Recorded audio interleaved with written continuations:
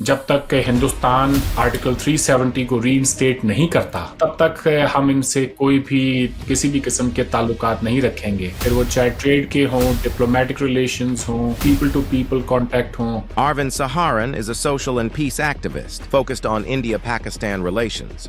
फौज का आपका ये कहना था कि हमने तो हिंदुस्तान के आइन को ही कभी तस्लीम नहीं किया प्रेसिडेंट अयूब के दौर में। That was the golden period of the Pakistani economy. हमसे कहीं अच्छी रेट पे प्रोग्रेस आप कर रहे थे। Anybody in a strong position must derive that strength from the people. अच्छा खासा चलता हुआ मुल्क था, तबाह हो गया। फर्स्ट स्टेप्स क्या होनी चाहिए इस रिलेशनशिप को इम्प्रूव करने के लिए? फैसला आपका था, तो अब आप ही ने इसको ठीक करना है। जब आप ये कहते हैं कि हमने ट्रेड नहीं करनी, तो फिर आप ही की तरफ से ये रिक्वेस्ट आएगी, हम कैसे कर सकते हैं? जब इमरान खान आपके प्राइम मिनिस्टर थे तो वो चाह रहे थे कि हिंदुस्तान से ट्रेड नॉर्मलाइज हो। शाह महमूद कुरैशी साहब और कुछ लोग नहीं चाहते थे कि ट्रेड फिर से बहाल हो। Did India miss a trick there? अगर वो पाकिस्तान आ जाते, इंडियन क्रिकेट टीम अभी जो आईसीसी चैंपियंस ट्रॉफी दुबई में जीते हैं, और अगर वही टूर्नामेंट लाहौर में जीतते तो वो जो मजा है जीत का वो 4 गुना ज्यादा बढ़ जाता। वो आप ही की एक पॉडकास्ट मैं देख रहा था हामिद मीर साहब के साथ। आमिर साहब को बुलाएं।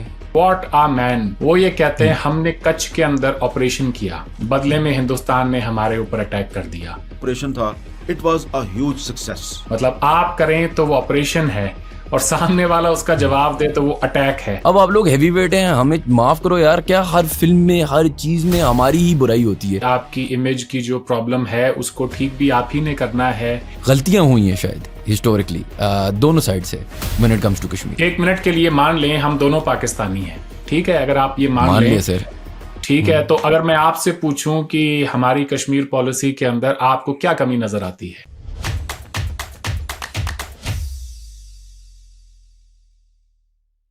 Assalamu alaikum everyone and welcome to another episode of How Does It Work, a podcast by Pro Pakistani.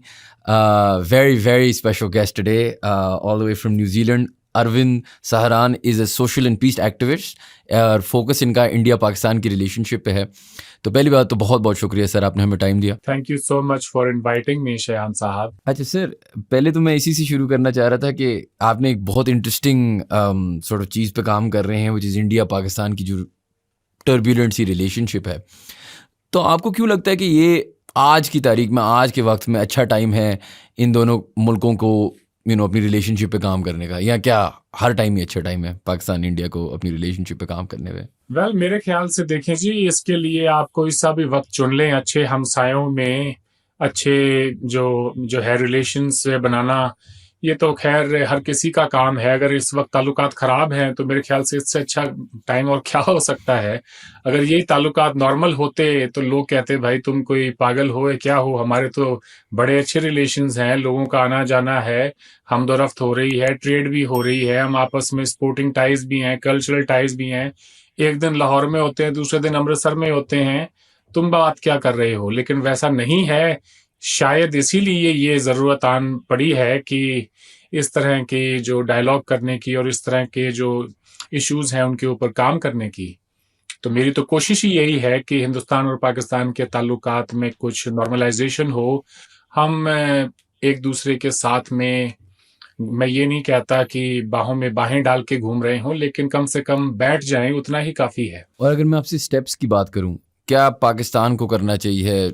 First steps क्या होनी चाहिए इस रिलेशनशिप को इम्प्रूव करने के लिए? वेल, सबसे पहला स्टेप तो पाकिस्तान को ये उठाना चाहिए कि 5 अगस्त 2019 के हिंदुस्तान के जो कश्मीर में इक़दाम था, उसके बाद उसके जो है जो भी उसके रेपरकशंस हैं वो हम सब ने देखे। I guess it's a no brainer. Pakistan ने इंडियन हाई कमिश्नर को एक्सपेल किया था, पाकिस्तान ने ट्रेड बंद कर दी थी, पाकिस्तान ने दोनों मुल्कों के दरमियान जो हमारी ट्रेन चलती थी समझौता एक्सप्रेस, हमारे जो सदाए सरहद नाम की बस चलती थी, उसको बंद कर दिया।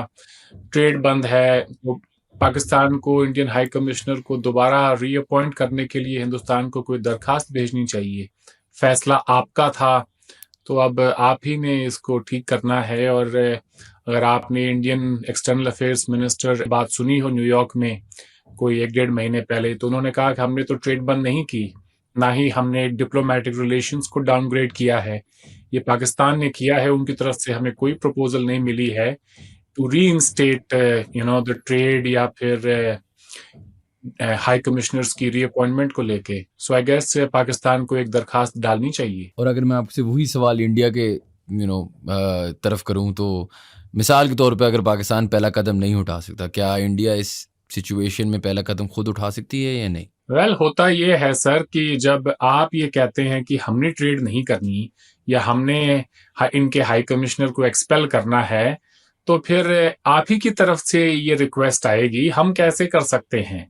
मैं अपने बारे में तो मैं ये बात नहीं करूंगा, बिकॉज आई एम नोबडी। मैं तो एक आम सा सिविलियन हूँ इस पूरी दुनिया का। I consider my self a global citizen. लेकिन अगर ज़्यादातर हिंदुस्तानियों के नज़दीक आप देखें और अगर आप उनसे बात करें जो लोग हुकूमत में बैठे हैं, तो वो आपसे ये कहेंगे कि जब आपने 99 में कारगिल किया, उसके बाद मुंबई पे अटैक हुआ, उससे पहले इंडियन पार्लियामेंट पर अटैक हुआ, तब भी हमने आपके हाई कमिश्नर्स को एक्सपेल नहीं किया। तो ये तो काम आपने किया है। Not even at the peak of Kargil war India ने पाकिस्तान के हाई कमिश्नर को एक्सपेल नहीं किया। अब वो ये कहेंगे हमने हमारे कॉन्स्टिट्यूशन में को रद्दोबदल की है, जो कि ये जो वागा की सरहद है यहाँ के खत्म हो जाता है, तो उससे पाकिस्तान पर ऐसा क्या असर पड़ता है कि जो आपने इतना ड्रास्टिक स्टेप ले लिया। अब जब आपने ले लिया है, तो फिर आप ये भी देख लें कि आपकी सिविलियन हुकूमत उस वक्त की जो थी, उनका ये कहना था कि जब तक हिंदुस्तान इस आर्टिकल 370 को रीइंस्टेट नहीं करता, तब तक हम इनसे कोई भी किसी भी किस्म के ताल्लुकात नहीं रखेंगे। फिर वो चाहे ट्रेड के हों, डिप्लोमेटिक रिलेशंस हों, पीपल टू पीपल कांटेक्ट हों। तो फिर देख लें, अब कोई कह सकता है। फौज का आपका ये कहना था कि हमने तो हिंदुस्तान के आइन को ही कभी तस्लीम नहीं किया। सो आर्टिकल 370 और no 370 makes no difference to us. ये तो ISPR का बयान है और उनकी बाकायदा इसके ऊपर ट्वीट भी है। तो अब सवाल ये उठता है कि वो कॉन्ट्रडिक्शन जो है वो इंडिया के अंदर नहीं है, वो आपके सिविलियन हुकूमत और आपकी जो मिलिट्री क़यादत है उनके दरमियान है। They were not on the same page. अगर आपने थोड़ी सी तारीख पढ़ी हो, वहां पे देखें उस टाइप के जो वहां पे जब इमरान खान आपके प्राइम मिनिस्टर थे, कॉमर्स मिनिस्ट्री भी उन्हीं के पास थी। तो वो चाह रहे थे कि हिंदुस्तान से ट्रेड नॉर्मलाइज हो। एज अ कॉमर्स मिनिस्टर भी उन्होंने जो समरी थी ECE की, वो उन्होंने अप्रूव कर दी। लेकिन जब वो कैबिनेट में बात गई, तो वहां उन्हें खासा जो है अपोजिशन का सामना करना पड़ा।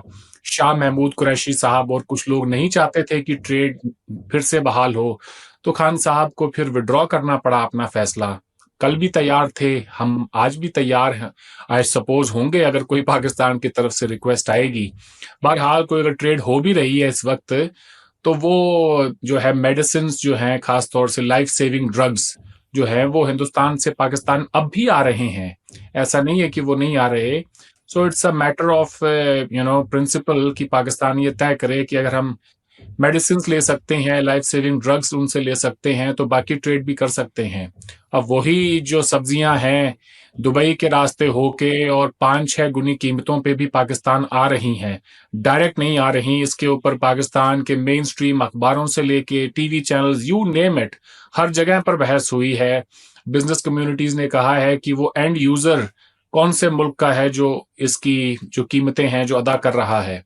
Happens to be the ordinary Pakistanis जो इसकी कीमत चुका रहे हैं। मैं तो जब पाकिस्तान में था तो बहुत सारे लोगों से मेरी इसके मुतालिक बात हुई, and each and every person agreed कि जी हमें ये फैसला करना होगा।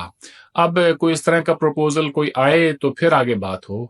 और अगर मैं आपसे पूछूं, आपने भी क्रिकेट या डिप्लोमेसी की बात की कि ऐसी चीज़ों से ये फ़ायदा होता है कि कभी कभार वो एटलीस्ट एक रिलेशनशिप वापस शुरू होती है। तो अभी एक चैम्पियंस ट्रॉफी हुई पाकिस्तान में, काफ़ी मशहूर बात थी कि ऑब्वियसली इंडिया नहीं आई, they went on to win it as well. आपको क्या लगता है कि did India miss a trick there? अगर वो पाकिस्तान आ जाते इंडियन क्रिकेट टीम, तो शायद एक रिलेशनशिप को एटलीस्ट एक परसेंटेज इंक्रीज ऑफ कॉन्वर्सेशन तो हो जाती कि जी चलो एक कदम बढ़ाया, हमने भी कदम बढ़ाया, उनको बुलाया। Do you think they missed a trick there the Indian government, या उनने सही फैसला लिया था? इंडियन फॉरेन मिनिस्टर जब पाकिस्तान आए थे एससीओ समिट के लिए, तो इंडियन जर्नलिस्ट उनके साथ आए थे बहुत सारे। वो नवाज शरीफ साहब से मिले। नवाज शरीफ साहब ने भी यही बात की थी कि बेहतर होगा अगर इंडिया की टीम आए। अब ये भी बेहतर होता अगर मोदी साहब खुद आते। तो अगर आप मुझसे मेरा पर्सनल ओपिनियन पूछें तो बहुत अच्छा होता। हम ये टूर्नामेंट अभी जो आईसीसी चैंपियंस ट्रॉफी दुबई में जीते हैं, पाकिस्तान उसका होस्ट है, और अगर वही टूर्नामेंट लाहौर में जीतते तो वो जो मज़ा है जीत का वो 4 दुगना हो जाता जी, 4 गुना ज़्यादा बढ़ जाता वो। उसकी खुशी अलग ही होती, और लोगों को ये भी पता चलता कि पाकिस्तान के अंदर हमारे लिए कितनी नफ़रत है या नहीं है। तो कहीं न कहीं पे देखें जी कि बड़ा अफ़सोस है मुझे भी कि इंडियन टीम नहीं आई, लेकिन ये गवर्नमेंट ऑफ इंडिया का डिसीजन था। उनके पास ज़्यादा इन्फॉर्मेशन होगी in terms of threat perception, security का क्या वहाँ पे हालात हैं या जो भी हैं। बट अगर हम जब किसी स्पोर्टिंग टाइज के ज़रिए या इस तरह की जो एक्टिविटीज़ होती हैं, इनसे बड़ा कॉन्फिडेंस बिल्ड होता है। तो बेहतर होता अगर हिंदुस्तान की टीम आती, ये मेरी ज़ाती राय है। तो शायद उन्हीं में से कोई अच्छी बात निकल के आती, और शायद हो सकता है हमें वो ओपनिंग जो पिछले 5-6 साल में नहीं मिल पा रही है अपने ताल्लुकात को ठीक करने की, वो हमें मिल जाती। मगर अब क्या कह सकते हैं उसके अंदर। मेरी नज़र में देखें, क्रिकेट से ज़्यादा और भी बहुत सारी चीज़ें हैं इंडिया के अंदर। पाकिस्तान से अगर आप डॉन की ही एक रिपोर्ट पढ़ें तो आपको पता चलेगा कि तकरीबन 500 पेशेंट्स हर महीने अपोलो हॉस्पिटल दिल्ली में देखता था। लिवर के पाकिस्तानी पेशेंट्स अपोलो हॉस्पिटल में 500 एक महीने में। तो साल में तकरीबन 6000 पाकिस्तानी पेशेंट्स एक हॉस्पिटल देख रहा है दिल्ली का। तो मेरे लिए ज़्यादा बड़ा कंसर्न ये है कि वो हज़ारों के अंदर लिवर पेशेंट्स जिनका हिंदुस्तान में इलाज होता था, उनका आज क्या हो रहा है, उनके बारे में कोई सोच रही है हुकूमत या नहीं।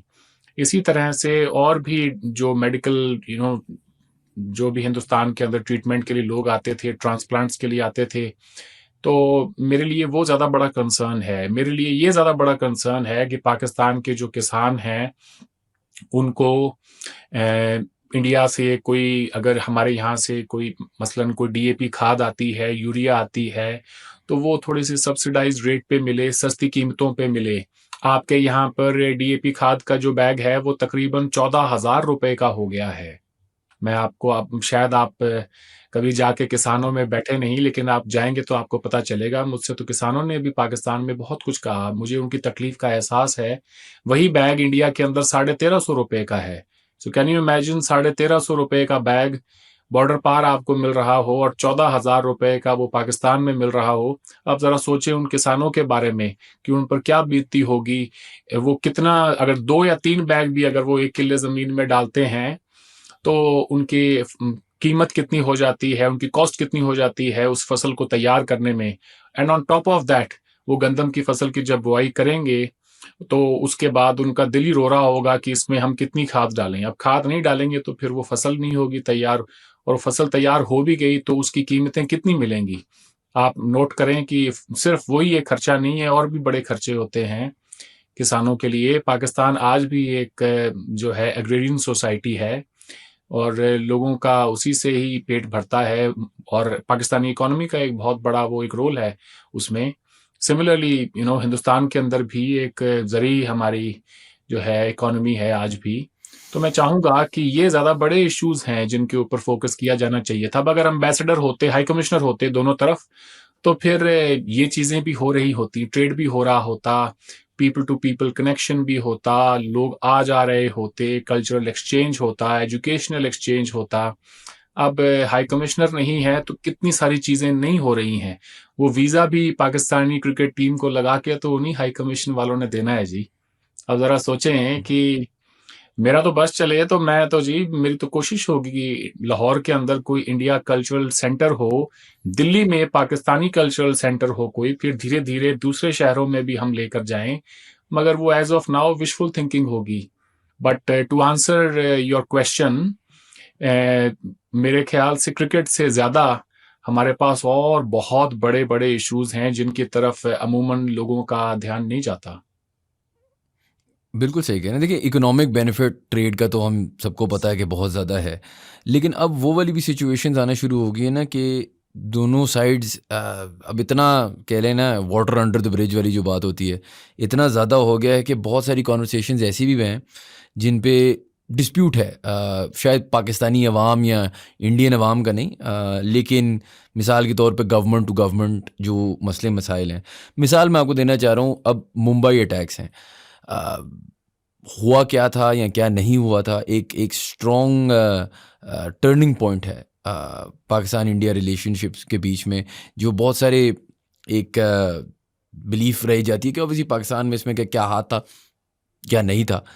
सवाल ये है कि इन चीज़ों का मुंबई अटैक्स हो जाए, कारगिल हो जाए, अभी जो सिचुएशन 2018-19 में हुई थी उसकी सिचुएशन, इन सारी इंडिविजुअली तो there are a lot of problems, लेकिन कलेक्टिवली इनको क्या, आपके ओपिनियन में, आप एक स्पेशलाइज्ड हैं इन पीस नेगोशिएशंस, इनका राय क्या होता है? क्या हमें मतलब क्या both governments have to come to the same page on these things, या ऐसा है कि बस अब जो हो गया वो हो गया, आगे चलो? नहीं, अगर आपको, मैं जितना आपका सवाल समझा हूं कि इन चीज़ों पे अगर मसलन इंडिया अक्यूज कर रहा है पाकिस्तान को और पाकिस्तान कह रहा है नहीं हमने नहीं किया, तो क्या उन्हें सेम पेज पर होने की ज़रूरत है, तभी कुछ आगे बेहतरी आ सकती है या नहीं आ सकती, ये सवाल है आपका? जी बिल्कुल। ओके, जी जी। देखें जी, ऐसा है कि हर मुल्क की अपनी एक पोजीशन होती है और हर मुल्क ये देखता है कि उस पोजीशन से हट के कोई नई लाइन लेने में हमारा कितना नुकसान है, दुनिया में हमें कैसे परसीव किया जाएगा। तो ज़्यादातर जो है हम यही देखते हैं कि हुकूमतें बचने की कोशिश करती हैं।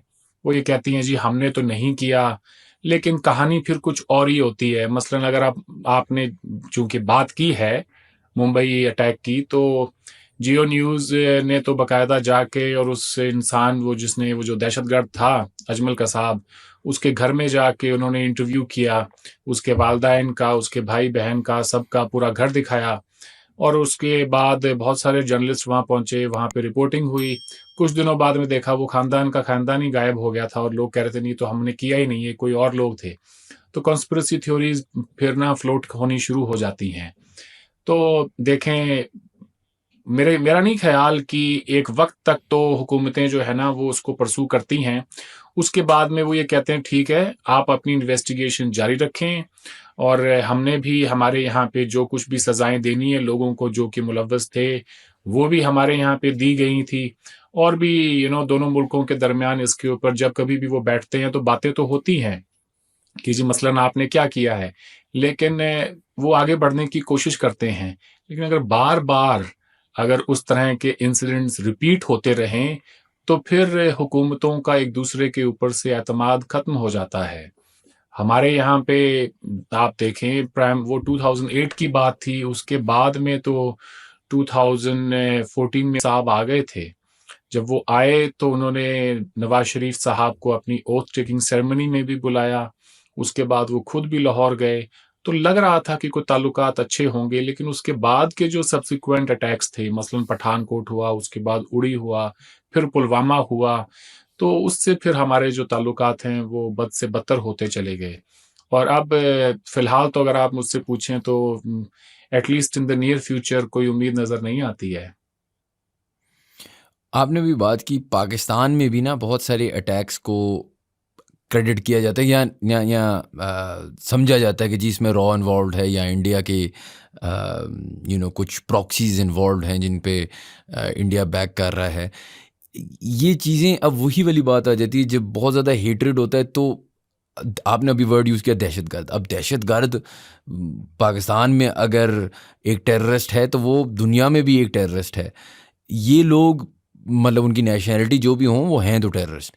उसी तरीके से अगर हम अक्रॉस द बॉर्डर आए पाकिस्तान के अंदर, तो पाकिस्तान के अंदर अगर बहुत सारे मिसाल के तौर पे एग्जांपल्स हमारी पाक फौज या पाकिस्तान की गवर्नमेंट यूज़ करती है कि ये वाले लोग जी इंडियन बैक्ड हैं। अब जो मैं अवाम में हूँ मुझे क्या पता कौन इंडियन बैक्ड है कौन नहीं है, कैसे आए हैं क्या है, बिकॉज उसी में वही वाली बातें आ जाती है ना कि it is very hard to understand the nuance. दोनों साइड्स पे हेट्रेड फैलाया जाता है। अगर हम मिसाल के तौर पे कभी इस पॉडकास्ट पे भी इंडिया पाकिस्तान की रिलेशनशिप्स की बात करते हैं तो बहुत ज़्यादा दोनों साइड से एक एंगर आना शुरू हो गया।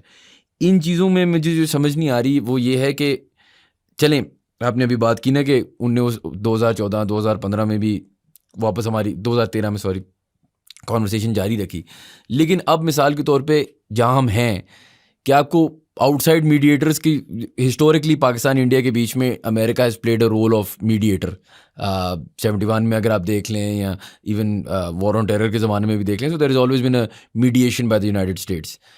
क्या हम ये एक्सपेक्ट कर सकते हैं कि यूएस या चाइना या some party like that can mediate on our behalf, या बिकॉज दोनों पार्टीज अब बहुत अग्रीव हो गई हैं। आपने खुद बात की कि देखें दोनों साइड से बस एक नो नॉनसेंस टाइप पॉलिसी बन चुकी है, तो इसको तोड़ने का क्या तरीका यही है कि कोई बाहर से आए, कोई थर्ड पार्टी आए? आप अगर थोड़ा सा और खुल के सवाल करते तो और मज़ा आता। मसलन आपके DGISPR ने अभी बयान दिया बलूचिस्तान में जो जाफर एक्सप्रेस में हमला हुआ था, तो उन्होंने हिंदुस्तान को ब्लेम किया उसके लिए जी डायरेक्ट। तो बिल्कुल देखें, ऐसा है कि एक ज़माना था जब हिंदुस्तान जो है एक इतनी ज़्यादा बड़ी इकोनॉमी नहीं थी। आपने 70s की बात की, तो उस ज़माने के अंदर पाकिस्तान के अंदर अमेरिकन इन्फ्लुएंस बहुत ज़्यादा था। चाइना भी एक बहुत बड़ी इकोनॉमिक सुपर पावर नहीं था। तो वो दिन और थे जब सुपर पावर्स जो हैं वो हमें डिक्टेट कर लिया करती थी। वो हमें कह देते थे कि आप ये करें, नहीं तो फिर इसके कॉन्सिक्वेंसेस ये होंगे। ठीक है, आज के एज के अंदर हालात बहुत ज़्यादा बदल चुके हैं। हिंदुस्तान 5th लार्जेस्ट इकोनॉमी है एक ऐसे वक्त में कि जब पूरी दुनिया रूस को लेके यूक्रेन पर जो उन्होंने अटैक किया उसे ना सिर्फ कंडेम कर रही है, बल्कि उनके ऊपर इकोनॉमिक सैंक्शंस लगाए हैं, उनके ऊपर ट्रैवल रिस्ट्रिक्शंस लगाई हैं, उनके साथ में किसी भी किस्म की कोई फाइनेंशियल ट्रांजैक्शंस उनके उस मुल्क से नहीं हो रही है। एक ऐसे वक्त में कि जब आप अगर हम ये कहें बाय एंड लार्ज जो वेस्टर्न ब्लॉक है उसने कंप्लीट बॉयकॉट कर दिया है रशिया का, हिंदुस्तान उसके बावजूद रशियन ऑयल ले रहा है। बिल्कुल तो what does that tells us? That tells us कि वो जमाने गए कि जब हिंदुस्तान को इस तरह से कोई डिक्टेट कर देता था। आज हिंदुस्तान की अपनी खुद की एक आज़ादाना फॉरेन पॉलिसी है। उस वक्त भी वो जो है, अगर आपको कोल्ड वॉर की हिस्ट्री थोड़ी बहुत पता हो तो उन्होंने किसी ब्लॉक का वो हिस्सा नहीं बने, ना ही तो बिल्कुल वो अमेरिकन ब्लॉक का, ना ही सोवियत ब्लॉक का। तो ये तो दिन ही अलग हो गए हैं जी। इस वक्त वो क्यों मीडिएट करेंगे किसी को? क्यों कहेंगे हाँ ठीक है, थोड़ा बहुत समझाना इधर उधर चलता है। वो अमेरिकन आज भी करते हैं, अपना रोल प्ले करते हैं, चाइनीज भी करते हैं, लेकिन फिर दोनों मुल्कों के अंदर जो गवर्नमेंट्स होती हैं उनका फैसला होता है कि, और इंडिया के अंदर अब एक सोच ये भी बन गई है कि पाकिस्तान हमें क्या दे सकता है। उनके पास ज़्यादा इकोनॉमिकली हमें देने के लिए कुछ है नहीं। तो पहले तो हम कुछ हद तक जो है बराबर हुआ करते थे करेंसी के लिहाज से। दुनिया जो है इंडिया और पाकिस्तान को एक बराबर की नज़र से काफ़ी हद तक देखती थी। लेकिन 90s में जब कश्मीर में जिहाद किया पाकिस्तान ने, उसके बाद स्पेशली उसके बाद जब कारगिल हुआ, और कारगिल के बाद जो है अमेरिकन्स ने भी अपने आप को विड्रॉ कर लिया। आपको वो यूट्यूब पे वीडियो भी मिल जाएगा जिसके अंदर उस वक्त के अमेरिकन प्रेसिडेंट बिल क्लिंटन ये कहते हैं कि मैंने पाकिस्तानी प्राइम मिनिस्टर नवाज शरीफ को 2 चॉइसेस दी जब वो यहाँ पे 4th ऑफ जुलाई को आए हुए थे। बिल्कुल कि आपने अगर वो देखा हो तो वो ये कहते हैं कि या तो आप शाम को आएं और आप ये कहें कि हम कंप्लीट विड्रॉल करेंगे अपने ट्रूप्स का करगिल से, और अगर आप नहीं करते हैं then we will declare you as a rogue state. तो फिर 9/11 हो गया उसके बाद, और उसके बाद दुनिया में एक वॉर ऑन टेरर को लेके जब एक पूरी एक ये कहें कि एक पूरा एक माहौल बना, और उसके पाकिस्तान पे भी उसके बड़े रिएक्शंस हुए। फिर जो लोग यहाँ से पाकिस्तान से पकड़े गए, और यू नो इट कि what happened all over the world, जो बॉम्बिंग्स हुई हैं एंड ऑल। तो पाकिस्तान का केस जो है वो बेहद कमज़ोर हो गया है अब, और पाकिस्तान उसके बाद इकोनॉमिकली भी उसने बहुत सफ़र किया है। तो पाकिस्तान को तो वो ट्विस्ट कर सकते हैं टू अ सर्टेन डिग्री, लेकिन इंडिया को वो नहीं कर सकते। लेकिन जैसा मैंने कहा 70s में चाइना इतना बड़ा कोई एक उसका इंटरनेशनली रोल नहीं था, आज बहुत बड़ा रोल है। तो हर अमेरिकन कोशिश के ऊपर चाइना का भी एक कुछ ना कुछ कहना होगा, तो पाकिस्तान को वो बैलेंस बनाना पड़ता है। तो ये बिल्कुल बात है। आपने भी देखिए जी, बात ब्लेम तो हुकूमतें, सॉरी मैं थोड़ी बात लंबी हो गई है, हम्म, ब्लेम तो गवर्नमेंट्स एक दूसरे को करती हैं। मैं ये कहता हूं कि चलें आप ही की बात को, यानी पाकिस्तान की बात को, DGISPR की बात को ही तस्लीम कर लेते हैं। तो अगर वो ये कहते हैं कि ऐसा कुछ इंडियंस कर रहे हैं, लेट्स अज्यूम, ठीक है, तो बड़ा चौधरी जो होता है वो कभी छितर नहीं खाता। Let me just put it bluntly out to you. जब आप कश्मीर में इतना कुछ कर देते हैं, ठीक है, तो इंडिया के पास भी एक एजेंसियां तो वहां भी हैं, उनके हम किस बात के उनको पैसे देते होंगे, वो भी तनख्वाहें लेते हैं, वो भी ऑपरेशंस करते हैं। लेकिन what is most surprising is कि पाकिस्तान जब अफगानिस्तान में हामिद करजाई की गवर्नमेंट थी, तब भी ये कहता था कि बलूचिस्तान में या KP में कुछ हो रहा है तो वो इंडियंस करवा रहे हैं with the help of the Afghan government at the time, ठीक है। फिर 2021 में 15 अगस्त टू बी प्रिसाइज, जब तालिबान आ गए अफगानिस्तान में, इमरान खान उस वक्त मुल्क के वजीर आजम थे और उन्होंने कहा कि मैं अफगान कौम को मुबारकबाद देता हूं कि उन्होंने गुलामी की जंजीरें तोड़ी हैं। तो फिर और DGISPR भी वहां चले गए, आपके फैज हमीद साहब, उन्होंने चाय के कप के बिल्कुल साथ में सबको ये यकीन दिलाया कि everything will be fine, everything will be under control, don't you worry.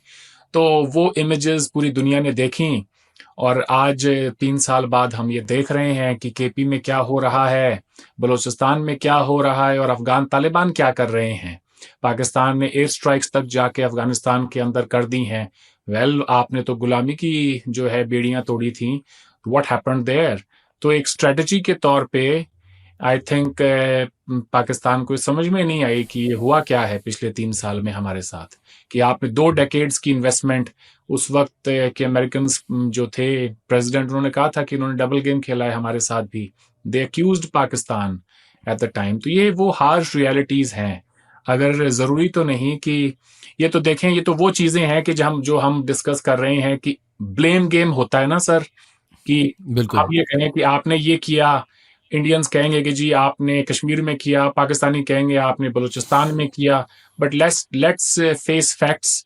अगर मैं आपसे पूछूं कि हिंदुस्तान और पाकिस्तान के दरमियान जो 3-4 छोटी मोटी जंगें, झड़पें, जो मर्जी कह लें आप उसको, 47 में कश्मीर में, 65 में, 71 में, 99 में, किसने स्टार्ट की?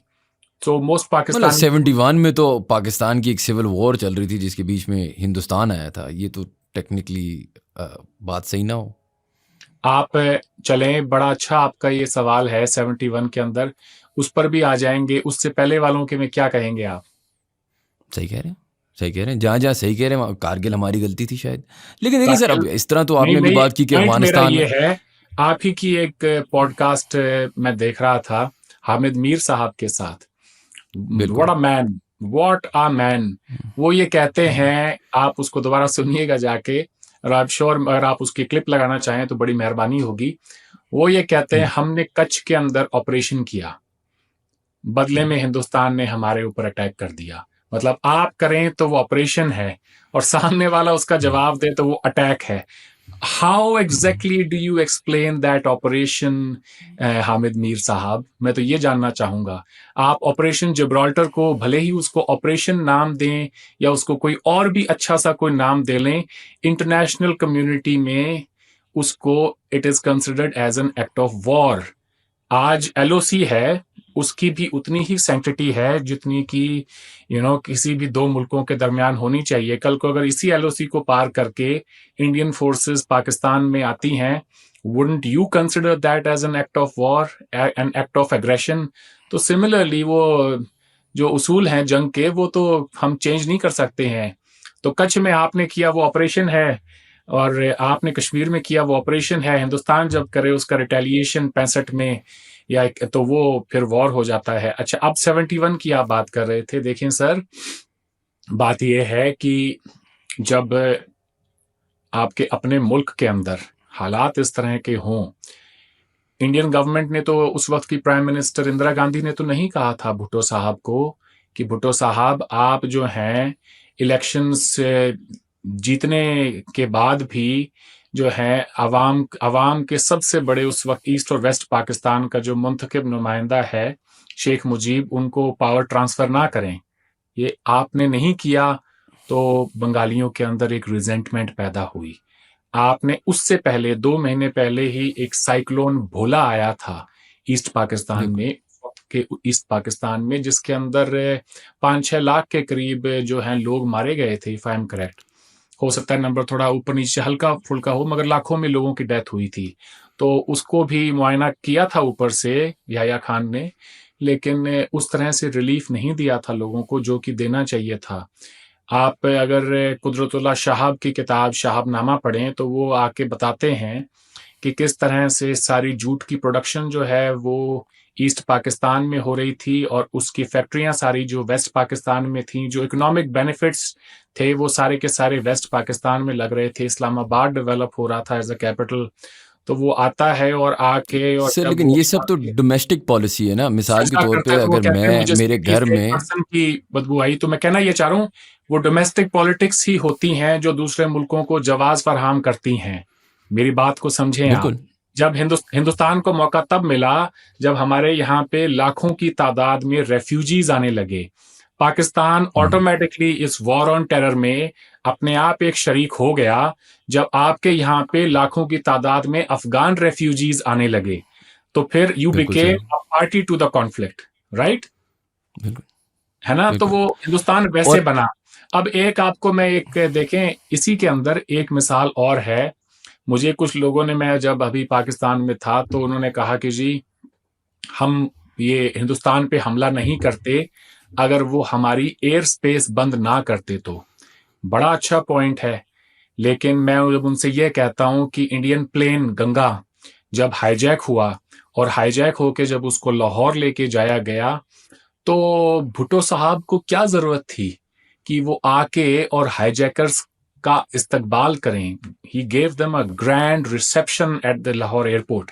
जब उन्होंने वो किया तो what does that tells us? International community जो है वो उसको कैसे देखे? हिंदुस्तान को तो आपने मौका दे दिया कि वो आपकी एयर स्पेस बंद करे, तो कहते हैं कि हाँ वो भुट्टो साहब की गलती थी। तो मैंने कहा वेल, ये तो ठीक वैसे ही है कि कोई प्लेन हाईजैक करके और अमेरिका में ले जाए और अमेरिकन प्रेसिडेंट जो है दौड़ा दौड़ा जाए और कहे वेलकम बॉयज, वेलकम होम, क्या काम किया है तुमने, शाबाशी दे, पीठ थपथपाए। तो दुनिया उसको कैसे देखेगी? दुनिया उसको वैसे ही देखेगी जैसे उसको देखना चाहिए था। तो अगर वो कहते हैं वो, अच्छा फिर उनका ये कहना था कि वो भी इंडिया की ने जो है वो खुद हाईजैक करवाया था। मैंने कहा again a very lame argument. अगर इंडिया ने भी वो खुद कराया था तब भी आपको नहीं जाना चाहिए था जाके, और उनको आपको चाहिए था कि जैसे ही वो प्लेन लैंड होता है आप पाकिस्तान की सिक्योरिटी फोर्सेस ना सिर्फ उसको चारों तरफ से घेरें, उन लोगों को पकड़े, ऑपरेशन करे, और फिर वहां से लोगों को सेफली वापस भेजे, और एक वाजे पैगाम दे कि this thing is not going to be acceptable. तो जब आप इतने मासूम बनते चले जाएंगे, इतना कुछ करते चले जाएंगे, तो फिर सामने वाले को मौका मिल जाता है। बिल्कुल सही है। लेकिन सर मैं जो समझना चाह रहा हूँ ना, मिसाल के तौर पे अब हिस्ट्री भी जो है ना, हिस्ट्री रीराइट होती रहती है, अनफॉर्चुनेट है लेकिन यही दुनिया है। मिसाल के तौर पे अपनी अभी अफगानी रेफ्यूजीज़ की बात की, हमारे पास आए 71 में, बंगाली आपके पास आए, आपने उस टाइम पे एक स्टेप लिया, हमने जो स्टेप लिया, आज हमारे अफगानी जो भाई थे उनसे शायद उस तरह ताल्लुकात नहीं है, आज आपके बंगाली जो भाई थे उनके आपके साथ शायद उस तरह ताल्लुकात नहीं रहे। ये तो ग्लोबल पॉलिटिक्स है, ये चीज़ें चेंज होती रहती हैं। लेकिन मैं जो समझना चाह रहा हूँ ना कि ये जो एक इतनी डिफ्यूज़ करने वाली सिचुएशन की बात होती है ना, मिसाल के तौर पे आपने थोड़ी देर पहले बात की कि आज का इंडिया बहुत बड़ा है, कोई शक नहीं है इसमें, इंडिया भी बहुत बड़ी इकोनॉमी है, बहुत बड़ा ग्लोबल लीडर है। लेकिन मुझे नहीं समझ आती ना, मिसाल के तौर पे मैं ये नहीं कह रहा कि गलतियाँ हमारी साइड पे नहीं है, बहुत सारी गलतियाँ हमारी साइड पे हैं, लेकिन जिस तरह अभी इस कॉन्वर्सेशन में भी कॉन्वर्सेशन ऐसी लगती है कि जी हर चीज़ ही पाकिस्तान की गलती है। हर फिल्म जो निकलती है नेटफ्लिक्स से लेके अमेज़ॉन प्राइम से लेके बॉलीवुड के सिनेमा में, उसमें जी पाकिस्तान विलन पाकिस्तान। अगर हम इतने छोटे हैं, इतने रेलेवेंट हैं, तो वही वाली बात आ जाती है कि भाई हर फिल्म में एटलीस्ट अमेरिका रशिया को विलन दिखाती थी ना, मतलब हैवीवेट टू हैवीवेट कॉन्टेस्ट हो रहा था। अब आप लोग हैवीवेट हैं, हमें माफ़ करो यार, क्या हर फिल्म में हर चीज़ में हमारी ही बुराई होती है? इसकी क्या वजह बहुत है? अच्छा सवाल है आपका जी। अगर आप मुझसे पूछें तो मैंने अपनी ज़िंदगी के सबसे बेहतरीन जो दिन हैं वो पाकिस्तान में गुज़ारे हैं। पाकिस्तान के लोगों की तारीफ़ में मैंने जो कसीदे पढ़े हैं, अगर आप जाएँ सोशल मीडिया पे मेरे फ़ेसबुक के पेज पे तो आपको मिल जाएँगे। जिस तरह की मैंने तारीफ़ की है, वहाँ की मेहमान नवाज़ी की, लोगों की दरियादिली की और कितनी वार्मथ है लोगों के अंदर। वो आके हर इंसान जिसको जब पता चलता है कि मैं हिंदुस्तान से आया हूँ और मेरे साथ ही नहीं है, हर इंडिया से जाने वाले शख्स को वो उतनी ही मोहब्बत देते हैं। देखें जी, ये बात बिल्कुल ठीक है। आप सही कह रहे हैं कि हर जगह पे आपको बहुत बुरा दिखाया जाता है, हॉलीवुड मूवीज़ से लेके और दुनिया में। मैं ये कहूँगा कि आपकी इमेज की जो प्रॉब्लम है, उसको ठीक भी आप ही ने करना है, किसी और ने नहीं करना। तो इसका एक वाहिद तरीका ये है कि आप अपने मुल्क के दरवाज़े बाकी दुनिया के मुल्कों के लिए खोल दें। लोगों को पाकिस्तान में आने दें। ये पाकिस्तान से हर जो खबर जाए, वो एक पॉज़िटिव न्यूज़ हो।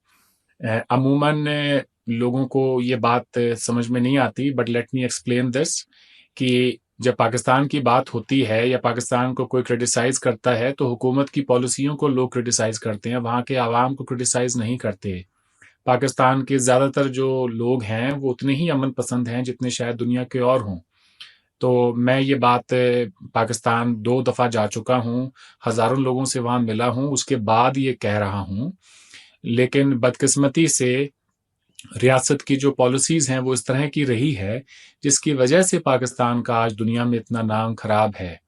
अब अगर आप थोड़ा-सा उस पे फ़ोकस करें, 4 सूबे हैं, लोगों को जो भी पॉलिटिकल स्पेस देनी है उनको वो दें, उनके जो भी ग्रीवियंसेस हैं, वो आप सुनें। और मैं ये हिंदुस्तान के बारे में भी उतना ही कहता हूँ, हर वो सूबा हमारे यहाँ पे 2-3 पिछले अगर आपने 2-3 सालों में खबरें सुनी हो, मणिपुर के अंदर भी बहुत सारी वायलेंस हुई, ब्लडशेड हुआ। बिल्कुल।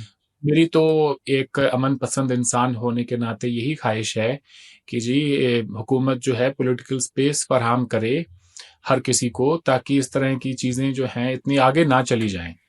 अब पाकिस्तान का पासपोर्ट जो है वो 4th वर्स्ट पासपोर्ट है दुनिया के अंदर, और उसका शुमार बाकी किन किन पासपोर्ट्स में होता है, अफगानिस्तान, सीरिया, इराक, सोमालिया। तो इसके लिए अगर कोई ये कहे कि जी हिंदुस्तान जिम्मेदार है, तो फिर तो आपको मुल्क के जो है नहीं, कायम लेकिन ये तो हम नहीं कह रहे, लेकिन आप अफ़गानिस्तान का आपने नाम लिया, अफ़गानिस्तान से तो आजकल अच्छी कॉन्वर्सेशंस चल रही हैं। पहली दफ़ा तालिबान के साथ कुछ उठना बैठना तो होना शुरू हुआ है ना इंडियन गवर्नमेंट का। तो पासपोर्ट से तो नहीं है हमारे मसले ना, आप हमारा नहीं, मैं ये पासपोर्ट नहीं, कह रहा हूँ हमारी ज्योग्राफी पासपोर्ट, देखें। हाँ, एक पासपोर्ट ही दरअसल ना एक मैं तो ये मेरा तो ये मानना है साहब कि आपका जितना मजबूत आपका पासपोर्ट है, अब सिंगापुर को ले लें, दुनिया का नंबर 1 पासपोर्ट है, छोटा सा मुल्क है सिंगापुर, लेकिन वो बिल्कुल। पासपोर्ट क्या है, आपकी गुडविल है उस मुल्क की, कि आप दुनिया में जा रहे हैं कहीं पे, अपने पासपोर्ट को दिखाते हैं किसी इमिग्रेशन काउंटर पे, वो कहता है अच्छा यहाँ का शहरी है, आओ भाई, यू आर मोस्ट वेलकम। सो मैं ये नहीं कह रहा हूँ कि इंडिया भी उन टॉप लेकिन इस तरह तो सर, अगर मैं आपको मुल्कों, मिसाल दूं, इंडिया का पासपोर्ट दुनिया का बेस्ट पासपोर्ट तो नहीं है। आपने खुद का मैं यही 5th कह रहा हूँ लार्जेस्ट ना, मैं इकोनॉमी यही है। कह रहा हूँ कि मेरा, अगर आपने बात सुनी हो, मैं ये कह रहा हूँ कि इंडिया का पासपोर्ट कोई टॉप का पासपोर्ट नहीं है। लेकिन वो बीच में कहीं ना कहीं पर आता है, 89, 90 या जो भी है। Point I am trying to make here is कि जिस दिन हिंदुस्तान के पासपोर्ट की रैंकिंग इराक, सोमालिया, अफगानिस्तान के साथ हो जाएगी, दुनिया भी हमें शक की नज़र से ही देखेगी। और उस दिन मैं भी बैठ के यही कह रहा हूँगा जो आप कह रहे हैं। मेरी बात समझ रहे हैं आप? ये हरगिज नहीं कह रहा कि हम कोई सिंगापुर के पासपोर्ट के साथ, इसलिए मैंने मिसाल इंडिया की नहीं दी, वरना मिसाल बनती भी नहीं इंडिया की। यहाँ पे हमारी बननी भी नहीं उतनी चाहिए, बिल्कुल गुडविल सही कह रहे नहीं है जितनी सिंगापुर की है या बाकी दूसरे मुल्कों की। छोटे छोटे मुल्क हैं जी। मेरे कहने का मकसद ये है कि उनकी इतनी अच्छी गुडविल है दुनिया में, बिकॉज और वो ओवर द पीरियड उन्होंने जनरेट की है अपनी इकोनॉमी के जरिए, अपनी एजुकेशन, दुनिया के अंदर उनकी जो डीलिंग्स हैं, मामलात है बाकी मुल्कों के साथ में, तो वो टाइज उन्होंने एस्टेब्लिश की हैं। सिमिलरली पाकिस्तान भी अगर करेगा, तो मैं ये हरगिज नहीं कह रहा कि टॉप के पासपोर्ट में आ जाए, इंडिया के आसपास ही हो तो बहुत अच्छा हो जाएगा। दैट वुड मेक थिंग्स अ नहीं, लॉट देखें मोर। इंशाल्लाह वो तो आपकी बिल्कुल सही बात है, लेकिन उसका ऑनेस्टली इंडिया पाकिस्तान से रिलेशनशिप कम है और उसका दहशतगर्दी और जो वो मसले मसाइल हैं उससे ज़्यादा है। अगर आप देखें, अभी अफगानिस्तान से अगर हम कॉन्वर्सेशन की बात कर रहे हैं, इंडिया और अफगानिस्तान की हो रही है, मेरा यही सवाल है ना कि मिसाल के तौर पर एक बहुत ज़्यादा ये मैं इसी पे आना चाह रहा था और ये ज़रूरी है कॉन्वर्सेशन का हिस्सा होना, कि हमने इसको एक मुस्लिम हिंदू डिबेट बनाया हुआ है। ये एक मुस्लिम हिंदू डिबेट है क्योंकि बांग्लादेश भी तो मुस्लिम है, अफगानिस्तान भी तो मुस्लिम है, या ये एक जियोग्राफिकल कश्मीर हमारी हिस्ट्री पार्टीशन यहाँ से डिबेट है? क्योंकि मुझे नहीं लगता ये एक मुस्लिम हिंदू मसला है। क्या मैं भी आपको नहीं लगता है? समझता ये कोई हिंदू मुस्लिम डिबेट है, इट्स प्योरली जियोपॉलिटिकल। सही है। अगर मैं आपसे जियोपॉलिटिकल की बात करूं तो मिसाल के तौर पे अब अगर हम इधर हैं इस सिचुएशन में, तो मैं अगर आपसे पूछूं कि आप एक पीस नेगोशिएटर, आप ना अपनी इंडिया हैट पहने ना आप अपनी पाकिस्तान हैट पहने, एज अ पीस नेगोशिएटर, मिसाल के तौर पे जो कश्मीर इशू है, ये वो ऐसा इशू है जो इट सीम्स एज इफ हमें एक कांस्टेंट 70 साल की मसले मसाइल में रहा है। क्या आपको लगता है क्या स्टेप्स लिए जा सकते हैं इसके बारे में, और क्या स्टेप्स लिए जा सकते, और क्या गलतियां हुई हैं शायद हिस्टोरिकली दोनों साइड से when it comes to Kashmir? Well, बड़ा अच्छा आपका सवाल है। मैं आपने कहा आप इंडियन हैट ना पहने। Let me address this issue as a Pakistani ambassador. मैंने पाकिस्तान में वादा किया था जब वहां से जाऊंगा तो आपका एम्बेसडर बन के जाऊंगा जी, ठीक है? तो आप बताएं कि हम ऐसा क्या करें, यानी कि हम पाकिस्तानी जो हैं हम क्या करें कि जिससे कि मसला कश्मीर पे हम कोई दुनिया से अपनी बात मनवा सकें, उनको ये बावर करा सकें कि हिंदुस्तान का ये केस है, हमारा ये केस है। व्हाट डू यू थिंक कि हमें कहाँ कमी रह गई है हमारी अपनी फॉरेन पॉलिसी में? I am talking this as a Pakistani. आपको क्या लगता है? मैं पाकिस्तान का एम्बेसडर होता तो सर अभी इधर पॉडकास्ट नहीं, वगैरह मैं ना ये कर कह रहा रहा हूँ होता। इस मैं वक्त आपसे आप पूछ एक मिनट के लिए मान लें हम दोनों पाकिस्तानी हैं, ठीक है? अगर आप ये मान मान लें, लिया सर। ठीक है, तो अगर मैं आपसे पूछूं कि हमारी कश्मीर पॉलिसी के अंदर आपको क्या कमी नजर आती है, फिर देखिए ना, मैं हिंदुस्तानियों को ये बता सकूंगा कि भाई ये हमारा कहना है, ठीक है? एक ऑर्डिनरी पाकिस्तानी इस मसले को इस तरह से देखता है। मेरे लिए जानना बड़ा जरूरी है शयान साहब कि आप मसला कश्मीर को कैसे देखते हैं। सर देखिए, मुझे मसले कश्मीर की अगर आप बात कर रहे हैं, मुझे जितना समझ आता है I just feel like it's a geo political issue. I do not think कि हम बात होती है जी पाकिस्तान में लेमैन टर्म्स में बात ये होती है कि जी पता नहीं पानी हमारा यहाँ से आता है, ये हमारा सोर्स है, वो है। देखिए मोर देन एनीथिंग एल्स ना, आई थिंक इट वाज जो पाकिस्तान में हमें समझ आती है कि it was a badly divided country when India was divided back in 1947. Okay, ठीक है। देखें सर, ऐसा है कि मैं अगर ये बात कहूं तो आप इसको इस तरह से ना लीजिएगा कि एक हिंदुस्तानी कह रहा है, ठीक है? आप सही। इसको इस तरह से लीजिएगा कि ये मेरा हमदर्द है, हमारा अच्छा सोचता है और फिर ये कह रहा है, ठीक है?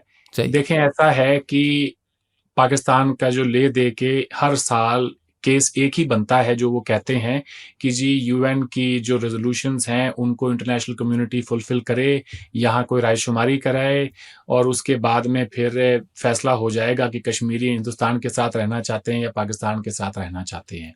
यही बात वो गाए बगाए हर प्लेटफॉर्म पे कहते रहते हैं।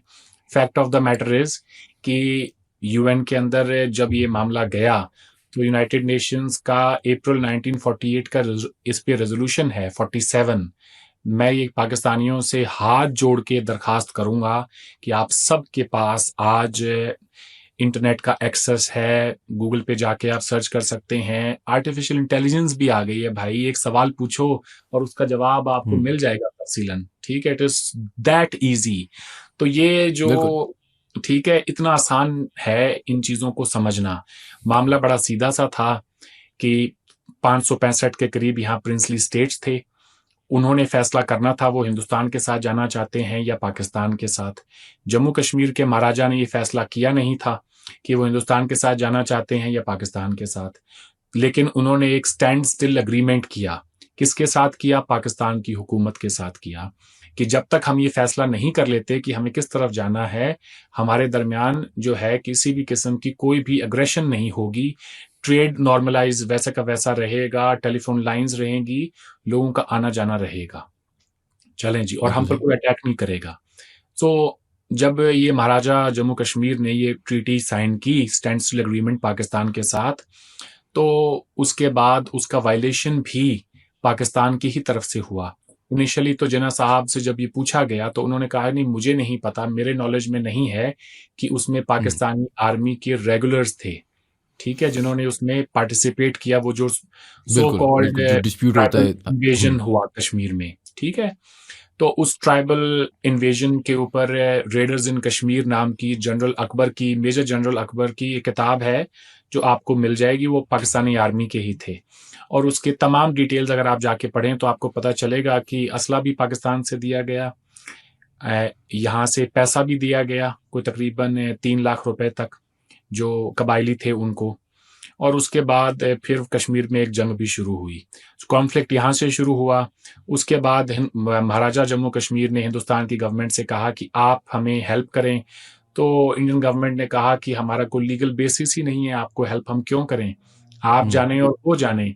तो लीगल बेसिस माउंटबेटन उस वक्त गवर्नर जनरल थे इंडिया के, तो उन्होंने जब ये सारी बातें हुई तो उन्होंने कहा जी ठीक है, आप इंस्ट्रूमेंट ऑफ एक्सेशन साइन करें, जो बाकी 565 रियासतों ने इस बड़े सगीर का पाकिस्तान या इंडिया के साथ इल्हाक करते हुए क्या कहा है, एग्जैक्टली द सेम डॉक्यूमेंट उन्होंने साइन किया। हिंदुस्तान के अंदर जम्मू कश्मीर का इल्हाक हुआ और उसके बाद फिर इंडियन फोर्सेस गई, वहाँ पे जंग हुई और फिर इंटरनेशनल कम्युनिटी ने एक सीज फायर कराई, क्योंकि हमारे ही प्राइम मिनिस्टर वहाँ गए यूनाइटेड नेशंस के अंदर। उन्होंने जाके ये कहा कि जी इस मसले को हम बातचीत के ज़रिए भी हल कर सकते हैं, और उन्होंने ऑल इंडिया रेडियो पे जाके स्पीच की, वो स्पीच भी आपको यूट्यूब पे मिल जाएगी। मैं जो तमाम बातें कह रहा हूँ फैक्ट्स हैं। तो उसके बाद फिर यूनाइटेड नेशन सिक्योरिटी काउंसिल ने अप्रैल में ये एक के बाद एक बहुत सारे रेजोल्यूशन पास किए।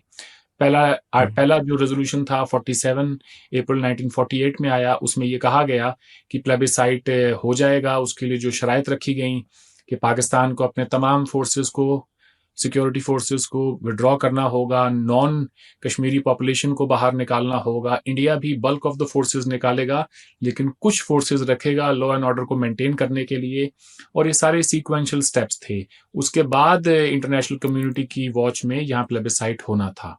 पाकिस्तान ने पहली शर्त पूरी नहीं की तो दूसरी और तीसरी का कोई मतलब ही नहीं था। उसके बाद फिर एक और रेजोल्यूशन आया, उसके बाद एक और आया, एक आया, इस तरह से आते गए और आखिरकार जाके इंटरनेशनल कम्युनिटी ने भी हाथ खड़े कर दिए कि अब इस यहाँ पे कुछ नहीं होना है। फिर जंग भी हो गई एक 1965 में, जब ऑपरेशन जिब्राल्टर हुआ। आई गेस आपको पता है, पढ़ सकते हैं, ये फैक्ट्स पे हैं सारी चीजें। तारीख जो है वो किसी की बपौती नहीं होती, इफ आई मे से सो। ना इंडिया की है ना पाकिस्तान की है। सच जो है तारीख, वो अपना रास्ता खुद ब खुद तय करती है। वो पाकिस्तान के ही हिस्टोरियंस ने इसके ऊपर बहुत कुछ लिखा है। इंडियंस की तो बात ही क्या करूं, मिसालें क्या दूं इंडियंस की, तो मैं आपको पाकिस्तानियों की मिसाल दे लेते हैं। आप इस वक्त ये समझें कि आप एक पाकिस्तानी से ही बात कर रहे हैं, अपने ही किसी हमदर्द से, वेल विशर से बात कर रहे हैं। 65 की जंग हो गई, अच्छी खासी पाकिस्तान की इकोनॉमी चल रही थी, वो तबाह हो गई। बड़ी अच्छी प्रोग्रेस की अयूब खान के दौर में आपके मुल्क ने, प्रेसिडेंट अयूब के दौर में, that was the golden period of the Pakistani economy. हमसे कहीं अच्छी बड़ी रेट पे प्रोग्रेस आप कर रहे थे। अच्छा खासा चलता हुआ मुल्क था, तबाह हो गया। और उसके बाद जाके और देख लें, भुट्टो साहब ने उन्हीं का किया धरा था। उन्होंने ही मिसलीड किया था प्रेसिडेंट अयूब खान को कि कश्मीरीज तो तैयार बैठे हैं, बस हमारे अंदर जाने की देर है। वो वहां अंदर गए, अंदर जाके और उन्होंने देखा कि यहाँ तो कोई नहीं तैयार खड़ा है। उन्होंने बाजार से राशन वाशन लिया, वो आने में ना, और वो सेर और पाव इनमें बात कर रहे थे, सामान खरीद रहे थे। तो कश्मीरियों ने कहा ये पता नहीं कौन लोग हैं यार, हमारे यहाँ मैट्रिक सिस्टम आ चुका था और अब तक शेर में और पाव में डील कर रहे थे। जब ये बातें हुई तो उन्होंने रिपोर्ट कर दिया उनको, ये बाहर से आए हुए हैं, और वैसे वो पकड़े गए और ऐसे जंग हुई, और जंग का रिजल्ट पता ही है, ताशकंद में जाके फिर मुआहदा हुआ। 71 देख लें। उसके बाद 71 में एक चीज ये हुई कि कश्मीर इशू को लेके इंडिया और पाकिस्तान ने एक डिक्लेरेशन साइन किया जिसको शिमला डिक्लेरेशन कहते हैं, समझौता। और उसमें इशू को बायलैटरल इशू बना दिया हमेशा के लिए। अब लोग कहेंगे कि जी हम तो नहीं मानते इसको। भाई मानने को कोई माने या ना माने, लेकिन दुनिया में जो वॉर टाइम ट्रीटीज होती हैं उनकी बड़ी खासा अहमियत होती है। ट्रीटी ऑफ वर्साई को ले लें, जो कि जर्मनी ने साइन की फर्स्ट वर्ल्ड वॉर के बाद, तो उसकी बड़ी खासा अहमियत थी। उनको डैमेजेस भी पे करने पड़े, बहुत कुछ पे करना पड़ता है। तो सिमिलरली जब वो मसला बायलैटरल हो गया तो फिर हमने ही तय करना था उसको कैसे ठीक करना है, क्या नहीं है। फिर लाहौर डिक्लेरेशन हुआ, उसके अंदर भी हमने कहा कि ठीक है जी, हम इसे हल करेंगे, लेकिन तब तक अमन रखते हैं, लोगों का आना जाना जो है वो बहाल करते हैं, ट्रेड को बहाल करते हैं, कॉन्फिडेंस बिल्ड करते हैं, और उसके बाद आना जाना लोगों का शुरू हो जाए। इसको इतना नॉर्मलाइज कर देंगे कि लोगों को पता ही नहीं चलेगा कि यहाँ कोई बॉर्डर भी है। आप सुबह जो है मुजफ्फराबाद में हो, शाम को आप श्रीनगर चले जाएं, तो मेरा नहीं ख्याल उसमें से किसी को भी प्रॉब्लम थी। लेकिन फिर कारगिल हो गया, फिर एज अ रिजल्ट जो है, फिर हमने जो है उसके बाद आगरा में भी बातचीत हुई। लेकिन इसमें जो अहम बिल्कुल। इंटरेस्टिंग पॉइंट है वो ये है कि आखिरी बार किसी यूनाइटेड नेशंस के सेक्रेटरी जनरल से जब ये सवाल पूछा गया ना कि क्या करना चाहिए इंडिया और पाकिस्तान को, तो कोफी अन्नान जो हैं वो 2001 में इंडिया और पाकिस्तान के दौरे पर आए थे, जब हमारे यहाँ पे पार्लियामेंट अटैक के बाद हालात बड़े खराब हो गए थे। तो उन्होंने कहा कि मैं ये प्रपोज करूंगा इंडिया और पाकिस्तान को कि they should go back to the spirit of Lahore declaration. वो बहुत ही अच्छी ट्रीटी है, अगर हम खूबसूरत आज थी, इसके बिल्कुल। ऊपर अमल करें, हमारा कॉन्फिडेंस जो एक दूसरे के ऊपर से खत्म हो गया है वो ओवरनाइट रिस्टोर हो सकता है, अगर हम लाहौर डिक्लेरेशन की स्पिरिट में आज भी वापस जाके और कोई कोशिश करें कुछ हमारे मामलात को बेहतर करने की। तो सर, बदकिस्मती से हालात इस तरह के बन गए हैं कि अब पाकिस्तान की बात को कोई सुनता भी नहीं है इंटरनेशनली। शाह महमूद कुरैशी ने मुल्तान में, जब वो मुल्क के फॉरेन मिनिस्टर थे, उनकी एक स्टेटमेंट है, वो एक जलसा आम को से खिताब कर रहे थे, जहां उन्होंने कहा कि आप ये ना सोचें कि हमारा बयानिया कमजोर है कश्मीर को लेके, गल आ है भी साडे दाने मुक गए ने, जिन्ना दे दाने उन्ना दे उन्होंने कहा था जिन्ना दे घर दाने उन्ना दे कमले भी सियाने। तो हिज पॉइंट वाज कि हमारे दाने खत्म हो गए हैं, इसलिए दुनिया हमारी नहीं सुनती है। सो मैं अगर आज, जैसे मैंने कहा, put a Pakistani hat on, फिर मैं बात करूंगा, तो मैं अगर पाकिस्तान की हुकूमत को मेरा मशवरा ये होगा कि आप इंश्योर करें कि आपके घर में वो दाने हों। कहने का मकसद ये है कि आपकी इकोनॉमी इतनी अच्छी हो कि आपका पॉलिटिकल क्लाउट भी जो है दुनिया के अंदर वो बढ़ जाए, वो इस हद तक चले जाए कि लोग आपकी बात भी सुने। अब अगर हम $2 बिलियन मांगने के लिए दुनिया में जाएंगे तो हमारी बात कौन सुनेगा भाई? कोई नहीं सुनेगा। ठीक है, पहली और आखिरी बात ही यही होगी कि कितने पैसे मांगने के लिए आए हैं, कितने इनको देने हैं। ठीक है, उसके आगे वो ये कहेंगे जी हमारा ये भी करा दें, तो लोगों ने कहना भाई अभी तुम इस पोजीशन में ही नहीं हो। मैं बिल्कुल प्रैक्टिकल होके आपको बता रहा हूँ। ठीक नहीं है, नहीं, आप सही कह रहे हैं। देखें, वो बेगर्स के नॉट बी चूजर्स वाली बात है। मैं अपने वजीर आजम को ही कोट कर रहा मैं हूँ। तो पाकिस्तान में भी होता ना तो ये बात मीनारे पाकिस्तान पे खड़े होके कह देता। उसके बाद में आपने जो करना था आप मेरे साथ कर लेते भाई। पर मैं जो सच है मैं आपको वो बता रहा हूँ। इस वक्त आपको सबसे ज्यादा जरूरत ये है कि माजी के जितने भी जख्म हैं उनको बिल्कुल ना कुरेदें, उनको बिल्कुल ना छेड़ें। एक सच ये है कि जम्मू कश्मीर का एक हिस्सा आपके पास है पिछले 78 सालों से, और एक हिस्सा जम्मू कश्मीर का हिंदुस्तान के पास है। और इंडियंस को भी मैं ये कहूंगा कि हमारा एक हिस्सा इसी जम्मू कश्मीर का चीन के पास भी है 1962 से। ठीक है जी, सही। ये वो रियलिटीज हैं जिनको सब एक्सेप्ट करते हैं, सारी गवर्नमेंट्स एक्सेप्ट करती हैं। ठीक है, और वो ओवरनाइट किसी जंग के जरिए या किसी प्रॉक्सी वॉर के रिजल्ट में उसको चेंज नहीं किया जा सकता।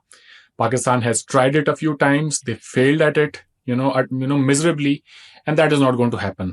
और इंटरनेशनल कम्युनिटी में ये एपेटाइट भी नहीं है कि 2 न्यूक्लियर पावर्स चलें, जो हो गया वो हो गया पास्ट में, हाँ जी, कारगिल के दौरान हो गया, लेकिन 2 न्यूक्लियर पावर्स जो हैं वो इस किस्म के कॉन्फ्लिक्ट में चले जाएं, I don't think there would be any appetite for it in the entire international community.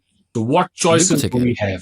हमारे पास चॉइसेस एक ही है कि मैं ये भी नहीं कहता कि इसको इंटरनेशनल बॉर्डर बना दें, आप इसको इसी स्टेट में रहने दें, लोगों का आना जाना आसान करें, ट्रेड को नॉर्मलाइज करें, अपने यहाँ से जितना हो सके कल्चरल एक्सचेंज करें, स्पोर्टिंग टाइज को बढ़ाएं। ये वो तमाम चीजें हैं जिससे कि कॉन्फिडेंस बढ़ेगा लोगों का। और उसके बाद क्या फर्क पड़ता है शाहान साहब कि कोई शख्स पाकिस्तान का शहरी है या कोई हिंदुस्तान का है ना? आप देखिए, अगर आप दिल्ली में रुकें और इतना आसान हो आपके आने के लिए, और सिमिलरली कोई इंडियन जाके वो कोई बिजनेस के लिए जाए, घूमने फिरने जाए और पाकिस्तान में जाके रह जाए, I know it at this stage ये विशफुल थिंकिंग है, लेकिन हमारे सामने जो मिसाल है यूरोप की 1000 साल की जंग के बाद भी वो गए आखिरकार इसी मॉडल के ऊपर हैं। एक फ्रेंच बिल्कुल जाके किसी मुल्क में रह सकता है, सिमिलरली बाकी मुल्क के लोग हैं फ्रांस में जाके रह सकते हैं, जर्मनी में जाके रह सकते हैं। तो ज्यादा बात लंबी हो गई, but I guess you got the point.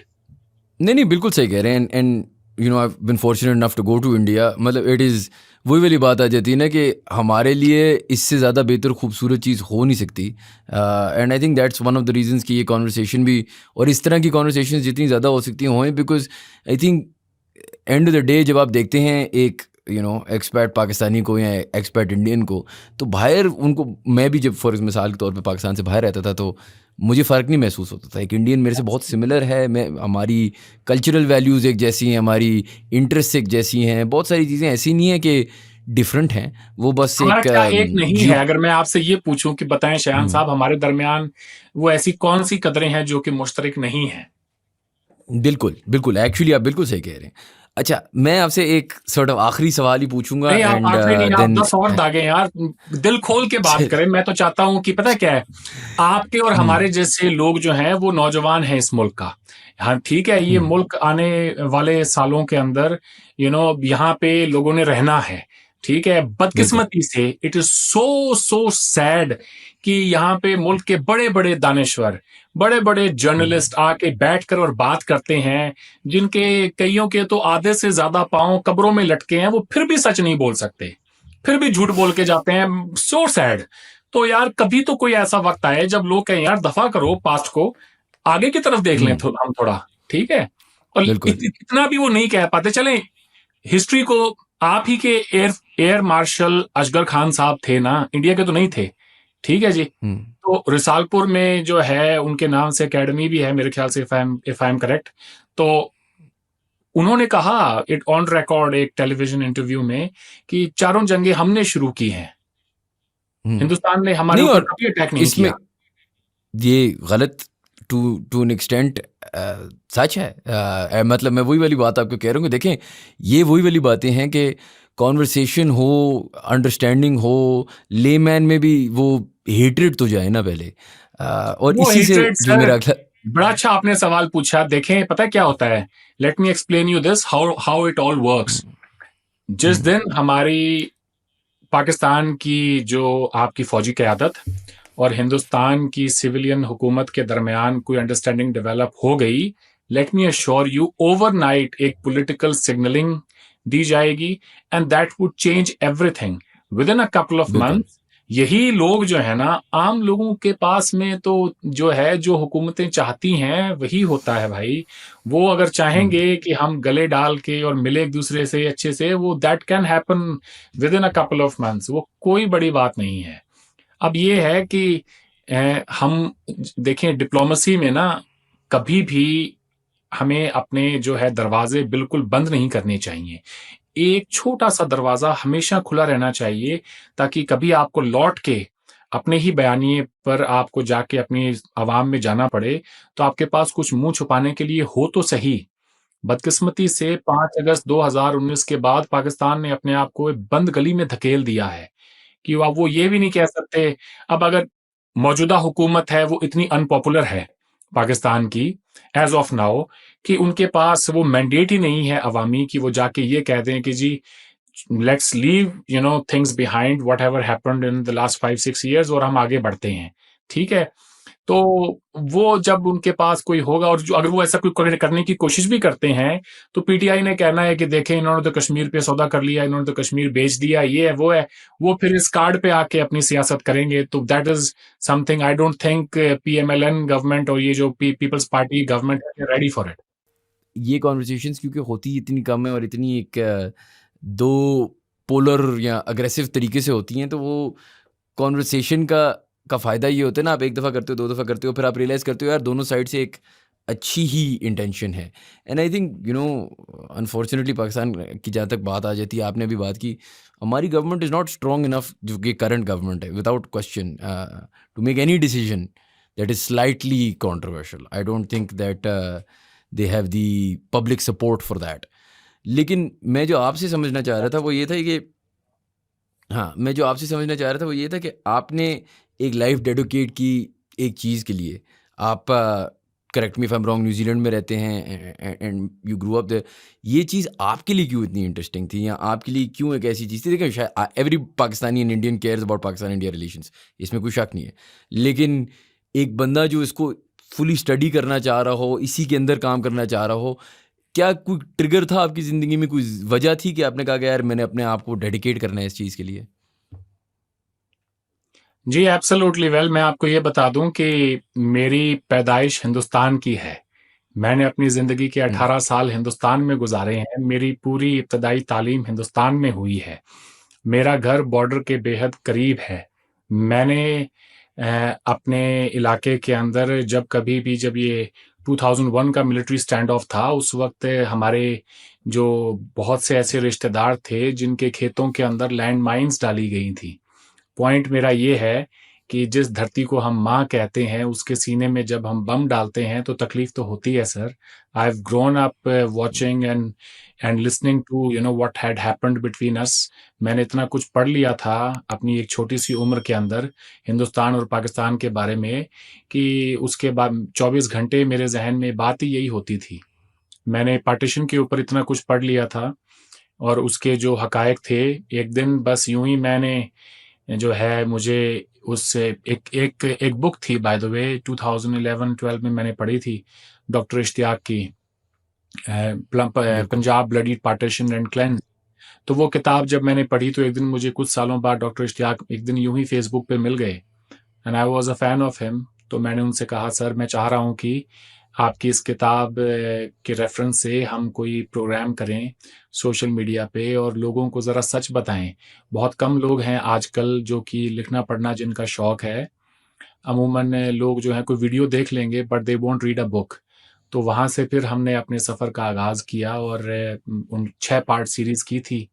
उस वक्त कैमरा क्वालिटी भी इतनी कोई अच्छी नहीं थी but we did record our conversation. तो हाँ जी, वो एक बड़े ही एक इमोशंस के साथ में ना हमने उसको रिकॉर्ड किया, पूरी पार्टीशन की हिस्ट्री को। We captured each and every event. 15-16 घंटे की रिकॉर्डिंग होगी वो सारी 5-6 पार्ट में। तो वहाँ से फिर मुझे लगा कि कुछ ना कुछ मुझे करना चाहिए। सोशल मीडिया में ये स्पेस थी कि पाकिस्तानियों से इंटरेक्ट कर सकें, पाकिस्तान में भी कोई बात कर सकें, वहाँ के लोगों से जो है उनको इंटरव्यूज़ कर सकें। तो this is all started way back about 10 years ago. तो हाँ जी, फिर आज आप देख लें 10 साल बाद मैं आपके सामने बैठा हूँ। हाँ, उन दिनों में कम लोग हुआ करते थे जो कि पाकिस्तान के बारे में बात करते थे। मैंने तो अपने आप को पूरा जो है डुबो दिया इस पूरे कॉज़ के अंदर, सो मच सो कि मुझे उर्दू भी मैंने सीखी उस प्रोसेस के अंदर, कि अगर आप पाकिस्तान के लोगों के बारे में जानना चाहते हैं तो उनकी कौमी ज़बान सबसे बड़ी ज़बान, जिसके अंदर सबसे ज़्यादा अखबार छपते हैं, लिटरेचर छपता है, पूरा का पूरा निसाब है, उस ज़बान का आना तो बहुत ज़रूरी था। उसके बगैर तो मैं पाकिस्तान के ऊपर कोई ओपिनियन बनाता भी तो वो ठीक नहीं होती है, सिर्फ़ एक अंग्रेज़ी अखबार को पढ़ के, 1 या 2 अंग्रेज़ी अखबार को पढ़ के। तो मेरे लिए ये जानना ज़रूरी था कि अवाम क्या सोचते हैं, उनकी पल्स क्या है, उसके लिए फिर उनकी जो ज़बान भी आनी ज़रूरी है, वो भी सीखी और अभी तक सीख रहा हूँ, अब तक पढ़ रहा हूँ। पाकिस्तान के बहुत सारे हिस्टोरियंस को मैंने पढ़ा है, उनकी किताबों को पढ़ा है और हाँ जी, वो प्रोसेस जो है लर्निंग का वो आज तक जारी है। लेकिन हाँ, हिंदुस्तान और पाकिस्तान के जो मसले मसाइल हैं, उनको लेके जो हिस्टोरिकल फैक्ट्स हैं, वो मेरे नज़र में बिल्कुल क्लियर हैं और कोई भी एक eminent scholar, B it from India और पाकिस्तान, वो अगर मैं कोई बात कहूँगा तो उनके रेफरेंस के साथ कहूँगा और वो आई don't think anyone would deny that. हाँ, कोई मेन स्ट्रीम पॉलिटिशियन या कोई जर्नलिस्ट हो वो उसको डिनाई कर सकता है, लेकिन कोई भी स्कॉलर जो थोड़ा बहुत जानता है तारीख को वो कभी डिनाई नहीं करेगा। ये बात है जी। और इससे चलो यहाँ अगर से आपसे फिर मेरी दिलचस्पी हुई। अगर मैं आपसे आखिरी यही पूछना चाहूँ कि जब आप पाकिस्तान आए, आपने बोला आप लोगों से मिले और ऑब्वियसली वो एक्सपीरियंसेस तो आपके लिए बहुत अच्छे थे। Were you able to meet anyone in the government of Pakistan या in the military of Pakistan? क्या आपकी कभी ऐसी कोई कॉन्वर्सेशन उधर हुई और उधर क्या पल्स था? एक तो होता है ना पब्लिक स्टांस, हाँ, एक होता है मैंने शायद प्राइवेट में जब वो जी, कॉन्वर्सेशन कर मैं रहे हो। पाकिस्तान जब आया था तो पाकिस्तान जब आया था तो आपके बहुत सारे जर्नलिस्ट जो थे मौजूदा, जो सर्व कर रहे हैं, मेन स्ट्रीम न्यूज़ में आते हैं, उनसे भी मिला। मैं उनके दफ्तरों में भी गया, उनके साथ स्टूडियोज़ में मैंने जो है प्रोग्राम भी किए। दुनिया न्यूज़ में मुजीबुर रहमान शामी साहब के साथ हमने हिंदुस्तान और पाकिस्तान के ऊपर एक बात की। मैंने कुछ पॉडकास्ट भी वहाँ रिकॉर्ड की। मैं फॉर्मर आपके फॉरेन सेक्रेटरी शमशाद अहमद साहब से मिला। वो वाजपेयी साहब के एरा में पाकिस्तान की तरफ से जो है उस टाइम फॉरेन सेक्रेटरी थे। सो ऑब्वियसली जाहिर सी बात है जी कि he knew a lot. Khurshid Mahmud Kasuri साहब से मिला, जो कि पाकिस्तान के फॉरेन मिनिस्टर रहे थे जनरल मुशर्रफ के एरा के अंदर। और उनके अलावा भी बहुत सारे लोगों से मिला हूँ जी। मेरा बड़ा अच्छा इंटरेक्शन रहा है ओवर द ईयर्स। मैंने बहुत सारे पाकिस्तानी जनरल्स को भी, DGISI फॉर्मर आपके रहे हैं, उनको भी इंटरव्यू किया है। So I am a well informed, well connected person on both sides. तो मेरा जो परसेप्शन है पाकिस्तान को लेके, वो एक एवरेज इंडियन का जो परसेप्शन होता है वो नहीं है। लेकिन हाँ, ये है कि पाकिस्तान में जाके और मैं जी किसी जाके जनरल से जाके मिलूं, आई डोंट थिंक वो मेरे लिए भी, शायद मैं थोड़ा सा ऑकवर्ड महसूस करूंगा और शायद वो भी थोड़ा सा ऑकवर्ड महसूस करेंगे कि यार ये हिंदुस्तानी आके और हमसे क्यों मिलना चाह रहा है। लेकिन हाँ, ऑनलाइन जो है वो मेरे प्रोग्राम्स में आते रहते हैं जब मैं उनको बुलाता हूँ। मैं नहीं चाहता था कि उनको किसी भी किस्म की ना ऑकवर्ड पोजीशन में डालूं। मेरे पास वॉइस नोट्स हैं बहुत सारे आपके ग्रेड 22 के जो ऑफिसर्स रहे हैं, उन्होंने गिला शिकवा भी किया है कि अरविंद आप आए यहाँ पर और आके हमसे मिले नहीं, हम सख्त नाराज़ हैं आपसे। तो अब अगली दफ़ा जब कभी जाऊँगा तो इन लोगों से मिलूँगा। वैसे भी ज़्यादातर ये लोग रिटायर हो चुके हैं अब। तो जी, मैं ये कभी नहीं चाहूँगा कि किसी भी, कोई भी आपके मिलिट्री के सर्विंग ऑफिसर से जाके मैं मिलूं। आई don't think that would be seen in a good light unless I am part of a delegation और बहुत सारे लोग आए हों, उनके साथ आया हूं, फिर कोई अगर किसी से बात हो तो अलग बात है। काफ़ी लोगों को जानता हूं जी वहाँ पे, ओढ़ना बिछौना है मेरा उस मुल्क में, तो जाहिर सी बात है तो फिर ताल्लुकात तो होते ही हैं। अच्छे लोग हैं सारे के सारे, वेल मीनिंग लोग हैं, सब चाहते हैं हिंदुस्तान के साथ अच्छे ताल्लुकात हों। कोई की एक शख्स नहीं मिला मुझे, फिर वो चाहे कोई फॉरेन सेक्रेटरी हो, फॉरेन मिनिस्टर हो, आपके लीडिंग इंटेलेक्चुअल्स हों, जर्नलिस्ट हों, अखबारों के एडिटर्स हों, जिन्होंने हिंदुस्तान से नफ़रत का इजहार किया हो, या फिर वो जो नहीं चाहते थे कि जी हिंदुस्तान से हमारे ताल्लुकात अच्छे ना हो। ईच एंड एवरी इंडिविजुअल, हर एक शख्स ये चाहता था कि ये वाघा का ट्रेड गेट है, ये खुले दोबारा, इस पे हमदोरफ्त शुरू हो, लोगों का आना जाना आसान हो, हम जो हैं अपने जो इश्यूज हैं हमारे, उनको थोड़ा सा बैक बेंच पे रख के ना थोड़ा मुस्तकबिल की तरफ देखें। इस मुल्क में जो इन दो मुल्कों में जो 2.25 अरब की आबादी रहती है, उनके रोशन मुस्तकबिल के लिए कोई अच्छे फैसले लें, हम आगे बढ़ें। पाकिस्तान के अंदर मैंने बहुत ज़्यादा पॉजिटिविटी देखी है जी लोगों में इस बार, आई मस्ट एक्नॉलेज इट। हर एक शख्स जो है वो, उसने आके मुझसे यही बात कही है कि आपसे मिलके बहुत अच्छा लगा, और वो the fact that I am an Indian, यही बात शायद उनको अपील करती थी। मैं अब आप लोगों को शायद अजीब लगे, मैं और मकबूल जान साहब से भी मिला। अब आप ये देखें कि आपने मुझे ब्लैक होल में देखा तो वहाँ परवेज़ हूद भाई थे और अरशद महमूद साहब थे, और लेकिन ये है कि I cut across all the lines. मैं सबको इज्जत देता हूँ, उनके पॉइंट ऑफ व्यू की कदर करता हूँ, मुझे कुछ ना कुछ सीखने को मिलता है। अगर कोई नफरत भी कर रहा हो हमारे खिलाफ, कोई गजवाए हिंद करना चाहता हो, तो उससे भी सीखने को मिलता है कि क्या करना चाहता है, कितना डैमेज कर सकते हैं हमें उस तरह की बात करके। तो मुझे तो अगर आप जाहिद हामिद से भी मिलाएं तो मैं आपको गारंटी दे सकता हूं कि 1 घंटे के अंदर मैं जाहिद हामिद को भी कायल कर दूंगा कि वो फिर नफरत का बयानिया छोड़ के, और हो सकता है कोई मुझसे बात करें। तो जी, मेरे पास कॉल आई और या मकबूल जान साहब की, उन्होंने कहा जी आप पाकिस्तान में हैं? मैंने कहा जी मैं हूँ यहाँ पे।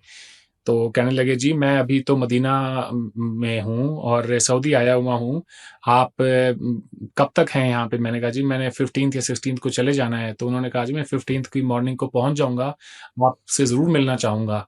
उस दिन, उस रोज़ फिर वो शाम को मेरे एजाज़ में एक दावत रखी गई थी मेयो गार्डन्स में, और वो भी जो है पाकिस्तान के CSS के जो ऑफिसर्स थे उन्होंने रखी थी। तो वहाँ औरिया मकबूल जान साहब भी आए और भी बहुत सारे लोग आए, प्रोफेसर हुमायूं एहसान आए, हनीफ गुल साहब जो कि पाकिस्तान रेलवेज़ के डेप्यूटी सुपरिटेंडेंट हैं, उन्होंने ऑर्गेनाइज़ किया था फंक्शन और बहुत अच्छा वक्त बीता जी उनके साथ।